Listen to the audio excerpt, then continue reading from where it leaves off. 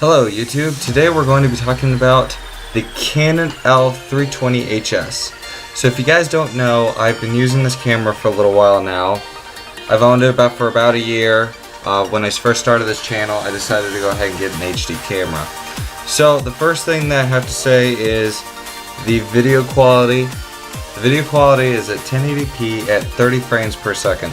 So it's delivered some pretty good video. And 720p at 60 frames per second. The other thing that I liked about this camera is the fact the battery lasts pretty long. Actually, I actually just got a second one for my more extended times I'm recording.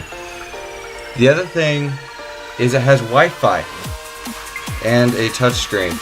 As you guys can see here, the touchscreen. So it takes a picture, and also you can upload directly to YouTube. As you guys can see, you see YouTube straight from the camera, Google Drive, and the Canon Image Gateway. Now at first I didn't know how to do this, but you have to, when you get it, you have to plug it into the computer, run the Canon software, and then you automatically add your account, whatever your YouTube account is, and your Google Drive account, and then it'll automatically set to that. When you upload to YouTube, it automatically puts it in a private mode, so you can look it over on like a computer or your phone or whatever before it's actually public and out to everyone. The other thing I would like to talk about this camera is the picture quality. Now we're talking about pictures now, stills. It shoots at a 4K resolution and the pictures are fantastic. I'll show you guys some examples in this video. The macro setting, what you do is when you find something you want to focus in on, you click it on the screen and it'll focus on that. Everything else will blur out, but it'll focus on that, and it turns out some really good pictures and some really good close-ups as well. Like if you're taking a picture of like grass, leaf and stuff like that, and you want to get some good detail, that's the way to go. The other thing I like to talk about is the stereo speakers on the front. See those two dots? Those are the two speakers. And the wind sound is non-existent. When you have a lot of wind and such, it's usually non-existent, and you can hear the person pretty well. I'll show you guys some test footage we did as well for that. The other thing I like about this is the automatic setting. The automatic setting is usually all you need to do. You don't even need to go into manual mode. You just need to stick to automatic. It does a pretty good job at that. The image stabilizer on the side, when you want to stabilize an image, you hit it and it'll focus in. Also, you have a mini HDMI, which you can get those from Amazon for about $3. You can get an adapter for your full HDMI, depending on what you want.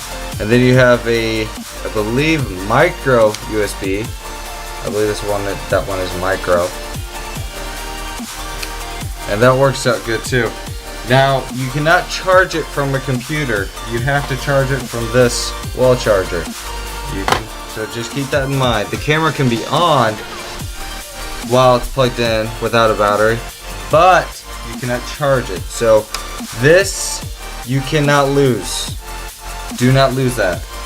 Also, when you go and you get a second battery, don't be afraid to use generic brand. I just got this not too long ago and tried it out.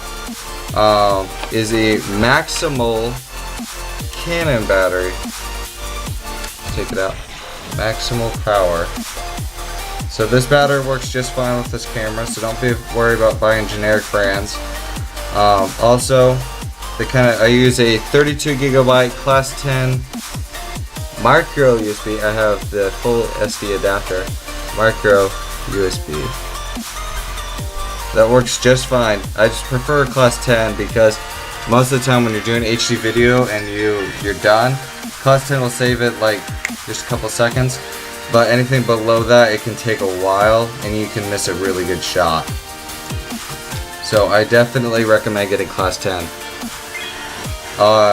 It does have the tripod adapter on it, so you don't have to worry about that.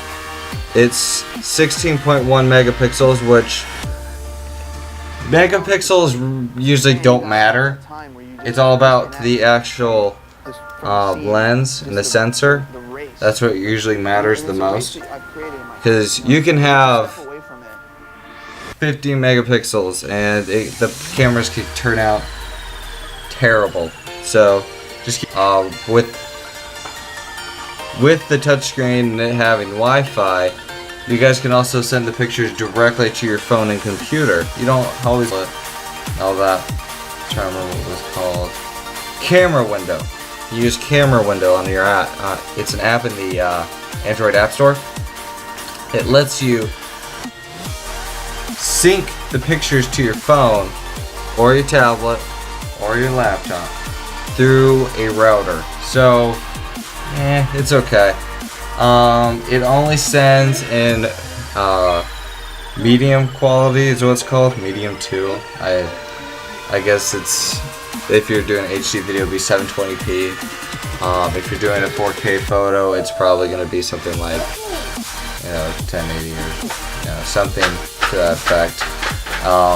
It's a little frustrating at times, the fact that it sends such a low quality, but you also have to remember the battery life is what they're trying to save for you. They don't want you to, lose battery life off of transferring HD video, because we all know that raw video files are gigantic. Most of the videos you guys see on my channel, it starts off at like 10 gigabytes if it's taken from the camera. And then I go and I go edit it, render it and all that, and compress it, and it turns out smaller, including, of course, YouTube compresses it even lower. So by the time you guys actually get the video, it's like 300 megabytes. So that's just kind of how it is. So hope you guys like this video. Please comment, rate, and subscribe, and I will see you guys in the next video.